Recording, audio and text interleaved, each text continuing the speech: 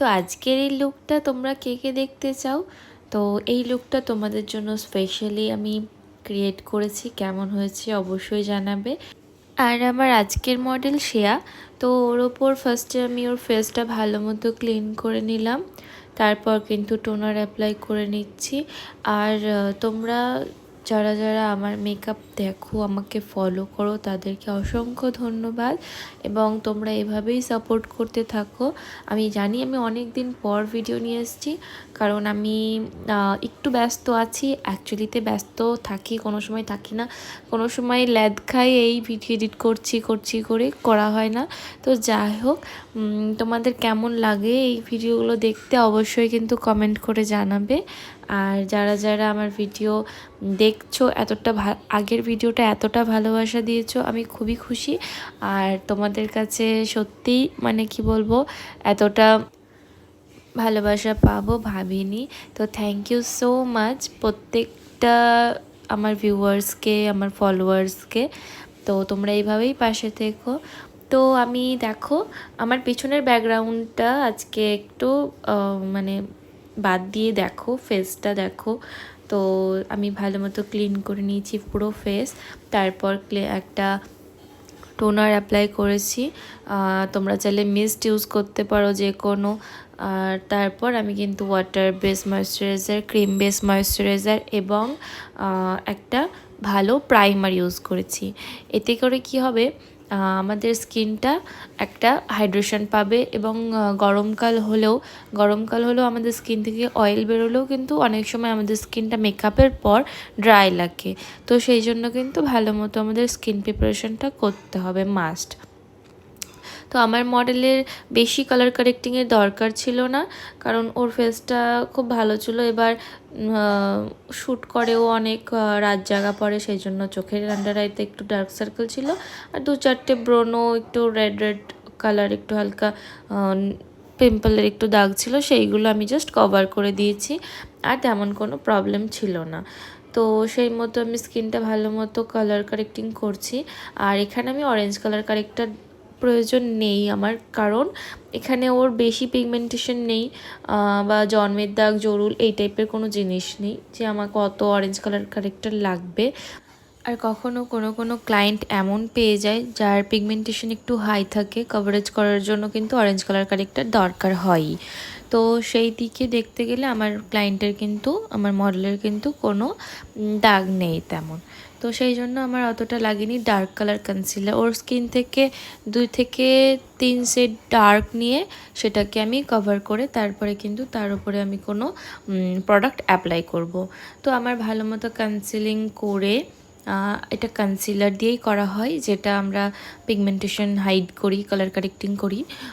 তো আমরা কনসিলার ভালো মতো লাগিয়ে তারপর কিন্তু ব্লেন্ড করছি, এবং প্রোডাক্টটা কিন্তু যেখানে আছে তেমনভাবে সেখানেই ব্লেন্ড করছি, এর বেশি হবে না। ব্লেন্ড করতে করতে প্রোডাক্ট যেন উঠে যায় না। তারপর আমি ফাউন্ডেশন অ্যাপ্লাই করে নিচ্ছি। এখানে আমি নার্স ইউজ করেছি ফাউন্ডেশন। আর হ্যাঁ, আমার মডেলে তোমরা দেখতে পাবে লাইটের কিছু আপডাল পড়লে ওর মুখে কিছু ছোট ছোট পিম্পল বলতে পারো বা বাম্পস বলতে পারো, মানে ব্রণর মতো, বাট ওগুলো ওর ব্যথা না। তো এই জিনিসগুলো কিন্তু দেখো ফাউন্ডেশন লাগানোর পরও কিন্তু তোমার ভিজিবল হবেই। এবার অনেক সময় কি হয়, আমাদের এত লাইট থাকে মেকআপ করার সময়, এবং অনেক সময় যখন শ্যুট করাই আমরা, তখন কিন্তু বিভিন্ন ধরনের ক্যামেরা লাইট বা ক্যামেরায় যে কিছু এডিটিং করে সেটা কিন্তু করা হয়, সেই জন্য কিন্তু কোনো পিম্পলস বা কোনো দাগ বোঝা যায় না।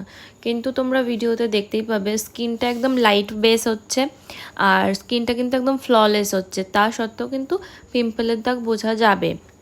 আর এটা যাচ্ছে, যার যেমন স্কিন থাকবে তার তেমন কিন্তু ফ্লস হবে স্কিনে, মানে যার যেমন ফ্লস থাকবে স্কিনে তার কিন্তু তেমনই মেকআপটা হবে। তো এটা কখনোই তোমরা কোনো ভিডিও বা ফটো দেখে ভাববে না যে এই রকমই আমার স্কিন চাই। তোমার মুখে যদি গাদা গাদা ভর্তি ব্রণ থাকে, কখনোই সেটা একদম ব্রণ ছাড়া মেকআপ যেমন লাগবে তেমন কিন্তু লাগবে না, একদম ফ্ললেস লাগবে না। তোমার মেকআপটা ফ্ললেস হবে, বাট তোমার মুখে যে পিম্পল বা দাগ থাকবে সেগুলো কিন্তু ভিজিবল হবেই, সেগুলো উঁচু উঁচু দেখা যাবেই। এটার কারণ এটাই যে এটা একটা মানে ব্রণ তো উঁচু হয়, তো আমরা কখনো কিন্তু ঢাকতে পারি না। তো তোমরা যদি কেউ ভাবো মেকআপ আর্টিস্টের কাছে গেলেই আমার স্কিনটা পুরো একদম মানে সেই হয়ে যাবে, সুন্দর হয়ে যাবে, আর আমার কিচ্ছু করার দরকার নেই, 10 দিন আগের থেকে আমি কোনো স্কিন কেয়ার করব না, কোনোভাবে যত্ন নেব না, শুধু মেকআপ করতে গিয়ে যখন মেকআপ আর্টিস্ট স্কিন কেয়ার করবে সেই স্কিন কেয়ারের সাথে মেকআপ নিয়েই আমি একদম সুন্দর হয়ে যাব, তাহলে কিন্তু কখনোই নয়।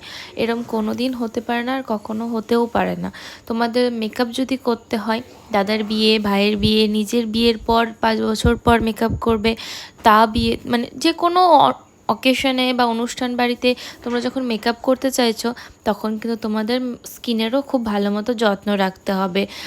যদি পিম্পল হয় সেটাকে গালাতে হবে না, কিন্তু তার যাতে এমন কিছু ওষুধ নিতে হবে, কোনো ডক্টরের সাজেশন নিতে হবে, বা কোনো স্কিন কেয়ার তোমাকে নিজে থেকে তোমার যেটা স্কিনে স্যুট করে সেটা সাজেশন নিয়ে তোমরা কিন্তু নিজের স্কিনকে মেনটেন করে কিন্তু থাকতে পারো। এতে কী হবে, তোমাদের যতটা সম্ভব ততটা কিন্তু মেনটেনে থাকবে, এবং তারপর যদি তোমরা কখনো মেকআপ করো তাহলে কিন্তু সেটা ভালো লাগবে দেখতে। কারণ মুখে যতটা স্কিনটা ভালো থাকবে, হেলদি থাকবে, ততটা কিন্তু মেকআপটাও হেলদি লাগবে দেখতে। তো তোমাদের এটা মেনটেন করতে হবে। একদিনে কিন্তু কখনো কেউ ফ্ললেস স্কিন পায় না। তো দেখো, তোমাদের সঙ্গে গল্প করতে করতে, কথা বলতে বলতে আমার বেস মেকআপটা কমপ্লিট হয়ে গেছে। আর আমি এখানে যখন পাউডার দিয়েছিলাম স্কিনে, বেকিং করেছিলাম, তখন কিন্তু আমি লরা মার্সিয়ার পাউডারটা ইউজ করেছিলাম। এটা পুরোটা ইন্টারন্যাশনাল ব্র্যান্ডের মেকআপ হচ্ছে। তোমরা কিভাবে একটা ইন্টারন্যাশনাল ব্র্যান্ড দিয়ে মেকআপ করতে পারো সেটা প্রোডাক্ট নলেজও তোমাদের হয়ে যাবে, এবং মেকআপটা কিভাবে করতে হবে তোমাদের সেটাও গাইড হয়ে যাবে। তো দেখো, আমি এখানে কন্টুরিং যেটা প্যালেট, ব্রঞ্জিং প্যালেট, সেটা ইউজ করে নিয়েছি। এরপর আমি নোজ কন্টুরিং এবং ফোরহেডে ভালো মতো কিন্তু কন্টুরিংটা করে নেব। এখানে আমি কোনো ক্রিম কন্টুর ইউজ করিনি, কারণ এখনকার ন্যাচারাল লুকটাই সবাই চায়, অত হেভি কাট কেউ চায় না। তো ক্রিম কন্টুরিং করলে সবসময় হেভি কাটই হয়। তবে চেষ্টা করব, আমি যদি কখনো নেক্সট আমি কোনো শ্যুট করি বা কোনো তোমাদের সঙ্গে যদি ডেমনস্ট্রেশন শেয়ার করি, তখন যদি ক্রিম কন্ট্রোল করে আমি তোমাদের সঙ্গে শেয়ার করব, ঠিক আছে? তো আমি এটা ব্রঞ্জিংই করছি, পাউডার ব্রঞ্জিং। তো এইভাবে করার পর দেখো আমার মডেলের হাসিটা কি মিষ্টি। তারপর আমি ব্লাশার অ্যাপ্লাই করেছি, আই ম্যাজিকের ব্লাশার। এখানে পিচ কালারটা ইউজ করেছি, যেহেতু প্রচুর ফেয়ার, তো পিচ কালার ব্লাশার ফেয়ার স্কিনে খুবই ভালো লাগে, একটা আলাদাই লুক দেয়। এরপর আমি ওফরার হাইলাইটার ইউজ করেছি, one of my favourite highlighter. তারপর দেখো ভালো মতো কিন্তু স্কিনে ব্লেন্ড করে করে অ্যাপ্লাই করে দিচ্ছি। এতে কি হবে, তুমি যদি কোনো প্রোডাক্ট ব্লেন্ড না করো তাহলে কিন্তু দেখতে একদমই ভালো লাগবে না। তো যে কোনো প্রোডাক্ট আমাদের কিন্তু স্কিনে যখনই অ্যাপ্লাই করব, ব্লেন্ড করে করেই কাজ করতে হবে, সেটা হাইলাইটার হোক বা ব্লাশার।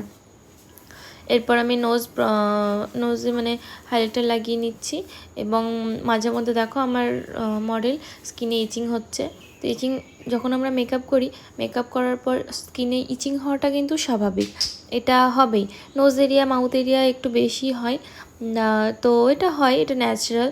তো তোমরা ফট করে কিন্তু মেকআপের মাঝখানে কেউ আঙুল দিয়ে বা নখ দিয়ে মানে ইচিং করবে না, এতে করে মেকআপ উঠে যাওয়ার সম্ভাবনা অনেকটাই থেকে যায়।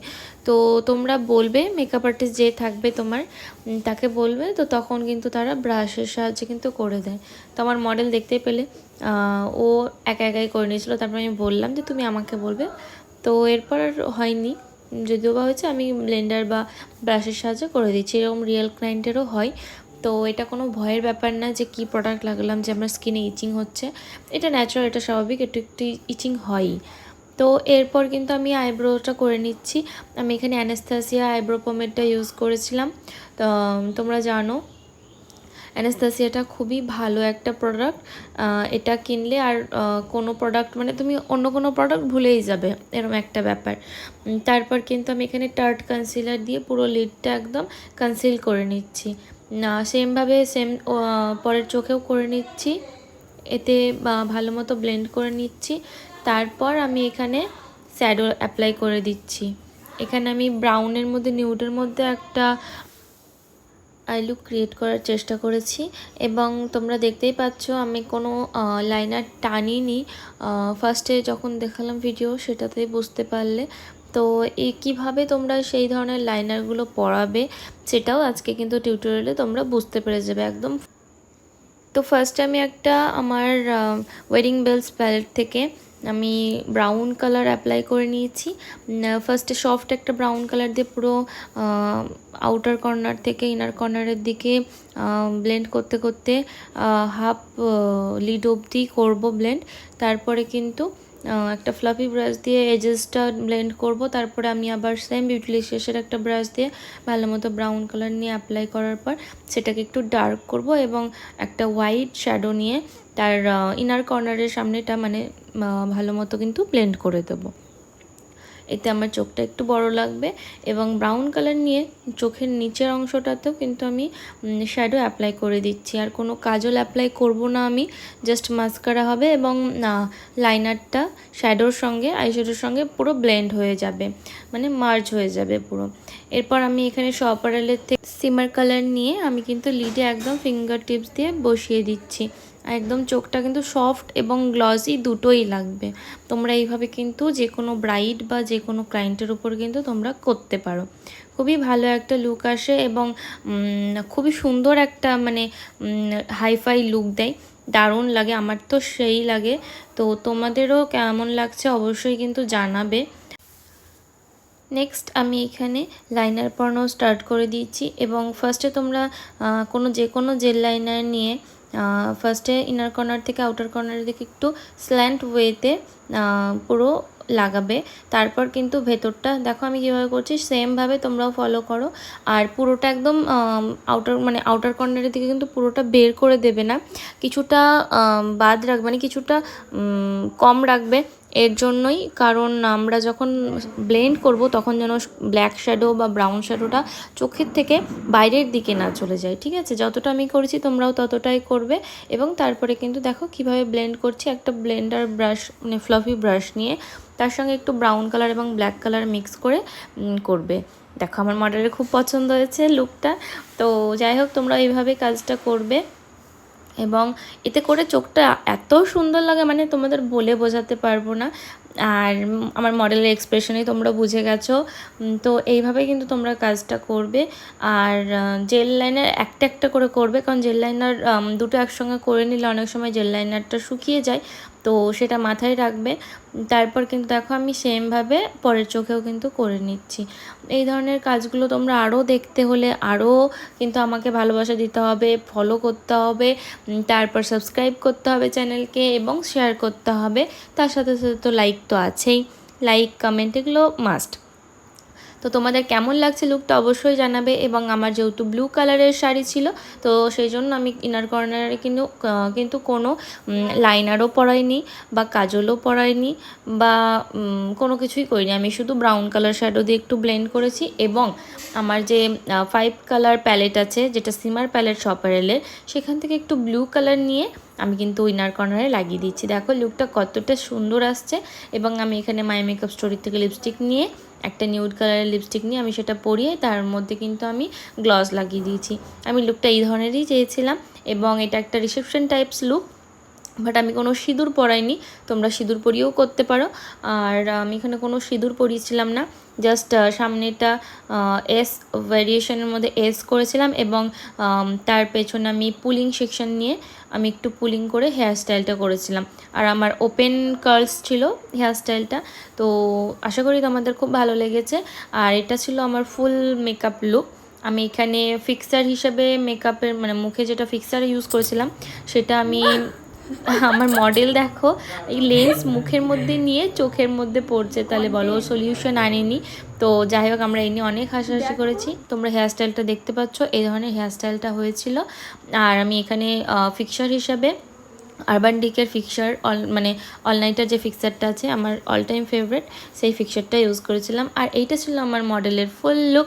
আশা করি তোমাদের ভালো লাগছে, কেমন লাগছে অবশ্যই জানাবে। আর এইভাবে তোমরা পাশে থেকো, সাথে থেকো। দেখা হবে নেক্সট কোনো ভিডিওতে। টাটা সবাই।